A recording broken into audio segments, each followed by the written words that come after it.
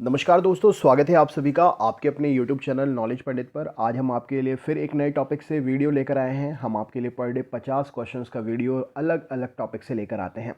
आज हम आपके लिए रसायन विज्ञान के 50 प्रश्न की सीरीज़ लेकर आए हैं। इससे पहले वाली सीरीज़ हम अपलोड कर चुके हैं, आपने अगर नहीं देखा है तो देख लीजिए।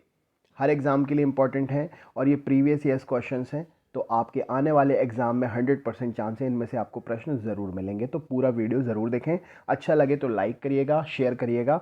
नए हैं चैनल पर तो सब्सक्राइब करिएगा, जिससे रोज़ के वीडियोज़ आपको मिल सकें। तो चलिए शुरू करते हैं। सबसे पहला प्रश्न है, पीएच स्केल की सीमा कितनी होती है?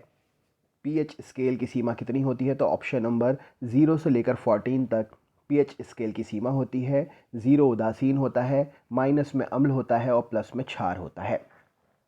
अगला क्वेश्चन देख लेते हैं, संभारिक क्या कहलाते हैं? जी हाँ दोस्तों, संभारिक क्या कहलाते हैं? तो यहाँ पर सही उत्तर हो जाएगा ऑप्शन नंबर बी, ऐसे तत्व जिनकी परमाणु संख्या भिन्न होती है लेकिन द्रव्यमान संख्या समान होती है, यानी कि भार समान होता है, संभारिक होते हैं। परमाणु संख्या भिन्न और द्रव्यमान समान, वो कहलाते हैं संभारिक। नेक्स्ट क्वेश्चन देख लेते हैं, किसी पदार्थ के 1 मोल का द्रव्यमान ग्राम में क्या कहलाता है? किसी पदार्थ के 1 मोल का द्रव्यमान ग्राम में आणविक द्रव्यमान कहलाता है। ऑप्शन नंबर डी प्रश्न का सही उत्तर हो जाएगा। अगला क्वेश्चन है, इलेक्ट्रॉन की खोज किसने की थी? तो जे थॉमसन ने इलेक्ट्रॉन की खोज की थी। ऑप्शन नंबर बी प्रश्न का सही उत्तर हो जाएगा। अगला प्रश्न है, इलेक्ट्रॉन को प्राप्त करने की प्रक्रिया क्या कहलाती है? तो इलेक्ट्रॉन को प्राप्त करने की प्रक्रिया अपचयन कहलाती है। ऑप्शन नंबर बी प्रश्न का सही उत्तर हो जाएगा। नेक्स्ट क्वेश्चन देखते हैं, एक परमाणु में इनमें से क्या होता है? तो एक परमाणु एक तत्व का सबसे छोटा अविभाज्य कण है जो एक रासायनिक परिवर्तन में भाग ले सकता है। ऑप्शन नंबर सी प्रश्न का सही उत्तर हो जाएगा। राइट आंसर है, एक परमाणु एक तत्व का सबसे छोटा अविभाज्य कण है जो एक रासायनिक परिवर्तन में भाग ले सकता है। नेक्स्ट क्वेश्चन हम देखते हैं, मृदा निम्नलिखित में से किसका उदाहरण है? तो मृदा विषमांगी मिश्रण का उदाहरण है। ऑप्शन नंबर डी प्रश्न का सही उत्तर हो जाएगा। मृदा एक विषमांगी मिश्रण का उदाहरण है। हाइड्रोजन परमाणु, अगला प्रश्न देख लेते हैं हम। हाइड्रोजन परमाणु का द्रव्यमान एक इलेक्ट्रॉन के द्रव्यमान का कितना गुना होता है? तो एक हाइड्रोजन परमाणु का द्रव्यमान एक इलेक्ट्रॉन के द्रव्यमान का 1837 गुना होता है। राइट आंसर हो जाएगा ऑप्शन नंबर सी प्रश्न का सही उत्तर है। नेक्स्ट क्वेश्चन है, निम्नलिखित में से कौन ऊर्ध्वपातन का उदाहरण है? ऊर्ध्वपातन का मतलब होता है ठोस से डायरेक्ट गैस में बदलना। तो यहाँ पर सही उत्तर हो जाएगा सूखी बर्फ, यानी कि कार्बन डाइऑक्साइड। सूखी बर्फ, ठोस carbon dioxide, option number A. और कपूर, ये दोनों ही ऊर्ध्वपातन के उदाहरण है। राइट आंसर है option number A. Next question है, 1 ग्राम जल 36 ग्राम जल में कितने मोल उपस्थित होते हैं? 36 ग्राम जल में 2 मोल उपस्थित होते हैं। ऑप्शन नंबर बी प्रश्न का सही उत्तर हो जाएगा।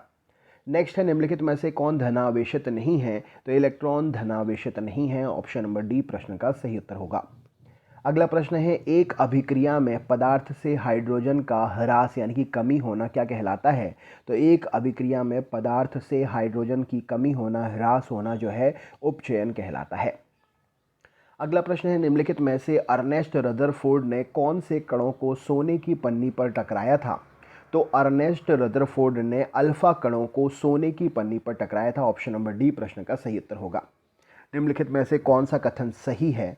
तो यहाँ पर सही उत्तर हो जाएगा ऑप्शन नंबर डी प्रश्न का सही उत्तर हो जाएगा। सभी कथन सही हैं। आयनिक यौगिकों के गलनांक तथा क्वथनांक उच्च होते हैं। कार्बनिक यौगिक अच्छे विद्युत चालक नहीं होते हैं।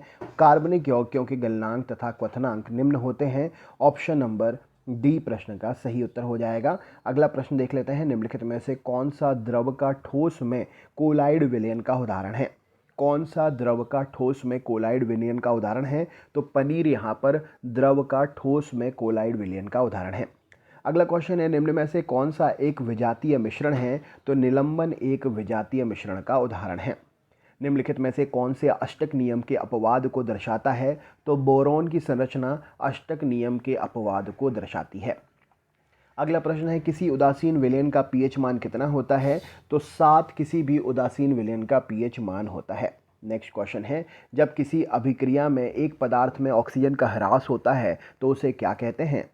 तो जब किसी अभिक्रिया में एक पदार्थ में ऑक्सीजन की कमी होती है तो उसे हम ऑप्शन नंबर अपचयन कहते हैं। राइट आंसर हो जाएगा option number B. Next question है, परमाणु त्रिज्या को व्यक्त करने के लिए सबसे उपयुक्त इकाई कौन सी होती है? तो परमाणु त्रिज्या को व्यक्त करने के लिए सबसे उपयुक्त इकाई फर्मी होती है, राइट आंसर है। निम्नलिखित में से किसको किसी तत्व के उस सूक्ष्मतम कण के रूप में परिभाषित कर सकते हैं जो स्वतंत्र रूप से अस्तित्व में रह सकता है? तो यहाँ पर सही उत्तर हो जाएगा इसे ऑप्शन नंबर, हम अणु को किसी तत्व के उस सूक्ष्मतम कण के रूप में परिभाषित कर सकते हैं जो स्वतंत्र रूप से अस्तित्व में रह सकता है।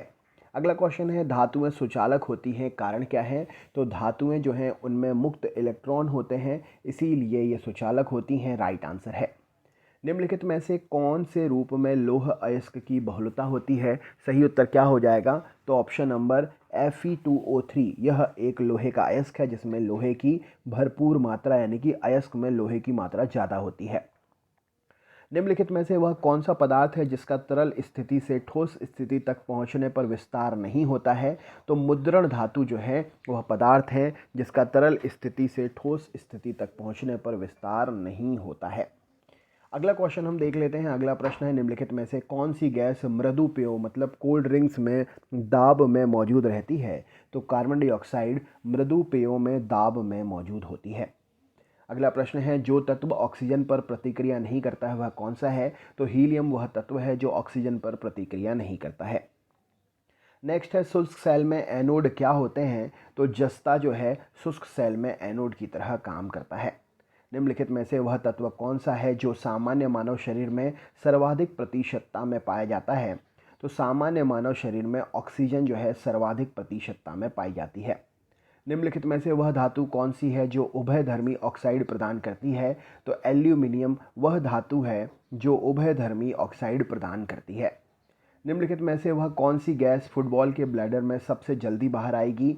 तो Ha राइट आंसर हो जाएगा इस प्रश्न के लिए जी। तो यहाँ पर सही उत्तर हो जाएगा ब्लैडर से सबसे जल्दी बाहर आ जाएगी। नेक्स्ट क्वेश्चन देखते हैं, हाइड्रोजन। अगला प्रश्न है, निम्नलिखित में से शुद्ध पदार्थ कौन सा है? तो शुद्ध पदार्थ यहाँ पर कार्बन डाइऑक्साइड है, बाकी ये सब मिश्रण है। नेक्स्ट क्वेश्चन देख लेते हैं। अगला प्रश्न है, पृथ्वी की संरचना में सबसे अधिक प्रतिशत किस तत्व का है? तो ऑक्सीजन का पृथ्वी की संरचना में सबसे अधिक प्रतिशत है। निम्नलिखित क्षार धातुओं में किसकी विशिष्ट ऊष्मा सबसे अधिक है? तो लिथियम की विशिष्ट ऊष्मा क्षार धातुओं में सबसे अधिक है। निम्नलिखित में से कौन सा रत्न पत्थर नहीं है? तो जेम स्टोन इनमें से लहसुन या कैटसाई यह रत्न पत्थर नहीं है। अगला प्रश्न देख लेते हैं। अगला प्रश्न है, सौर ऊर्जा के रूपांतरण के लिए कौन से तत्व की आवश्यकता होती है? तो सिलिकॉन की आवश्यकता सौर ऊर्जा के रूपांतरण के लिए होती है। निम्नलिखित धातुओं में से कौन अन्य धातुओं के साथ अमलगम बनाती है? तो पारा जो है जिस भी धातु के साथ मिश्रण बनाती है उसे उस धातु का अमलगम कहते हैं। लोहे का शुद्धतम रूप कौन सा है? तो पिटवा लोहा लोहे का शुद्धतम रूप है। आदमी ने सबसे पहले किस धातु का प्रयोग किया था? तो आदमी ने सबसे पहले तांबा धातु का प्रयोग किया था, राइट आंसर है। एक धातु कुछ समय तक खुली हवा में पड़ी रही, उस पर हरे कार्बोनेट की परत बन गई, वह धातु कौन सी होगी? तो कॉपर। जी हाँ, तांबे पर कुछ समय पर खुली हवा में रखने के कारण उस पर कार्बोनेट की परत जम जाती है हरे रंग की। अगला क्वेश्चन देख लेते हैं। अगला प्रश्न है, इलेक्ट्रिक हीटर की कुंडली बनाने में किस सामग्री का प्रयोग करते हैं? तो नाइक्रोम के तार का प्रयोग करते हैं इलेक्ट्रिक हीटर की कुंडली बनाने में। वायुमंडल में हाइड्रोजन क्यों नहीं पाई जाती है? तो यह सबसे हल्की गैस होती है, इसीलिए वायुमंडल में नहीं पाई जाती है। अगला प्रश्न है, लोहे को जंग लगता है कैसे? तो ऑक्सीकरण के कारण लोहे में जंग लगता है। वायुमंडल में पाई जाने वाली नाइट्रोजन कैसी होती है? तो अदाह मतलब जलने में सहायक नहीं होती है जो वायुमंडल में नाइट्रोजन पाई जाती है। निम्नलिखित में से कौन सी गैस न्यूनतम ताप पर द्रव में बदल जाती है? तो हाइड्रोजन गैस न्यूनतम तापमान पर द्रव में बदल जाती है। परमाणु घड़ी निम्नलिखित में से किसके संक्रमण पर आधारित होती है? तो सीजियम के संक्रमण ट्रांजिशन पर परमाणु घड़ी आधारित होती है। निम्नलिखित में से कौन सी धातु जल के साथ अभिक्रिया करके हाइड्रोजन पैदा नहीं करती है? तो कैडमियम जल के साथ अभिक्रिया करके हाइड्रोजन पैदा नहीं करती है। ऑक्सीजन जो जीवन के लिए अत्यावश्यक है प्रकाश संश्लेषण का उत्पाद है, और यह कहाँ से आती है? तो ऑक्सीजन जो है जल के अणुओं से टूटकर आती है। यदि किसी व्यक्ति को बंदूक की गोली लगने पर उसके शरीर से सभी गोलियां नहीं निकाली जाती है तो निम्नलिखित में से किसके कारण उसके शरीर में जहर फैल जाएगा? तो बंदूक की गोलियां ना निकालने के कारण ये उसमें उपस्थित लेड यानी कि शीशे की मात्रा के फैलने से उसकी मृत्यु हो सकती है, जहर फैल सकता है।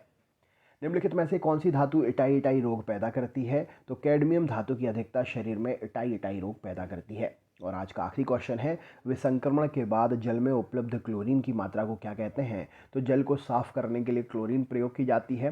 साफ करने के बाद बची हुई क्लोरीन विसंक्रमण के बाद जल में उपलब्ध क्लोरीन की मात्रा अवशिष्ट क्लोरीन कहलाती है। तो दोस्तों ये था सीरीज़ का अगला वीडियो। आगे भी वीडियोस आपको मिलते रहेंगे। चैनल पर अगर नए हैं तो सब्सक्राइब ज़रूर कर लें।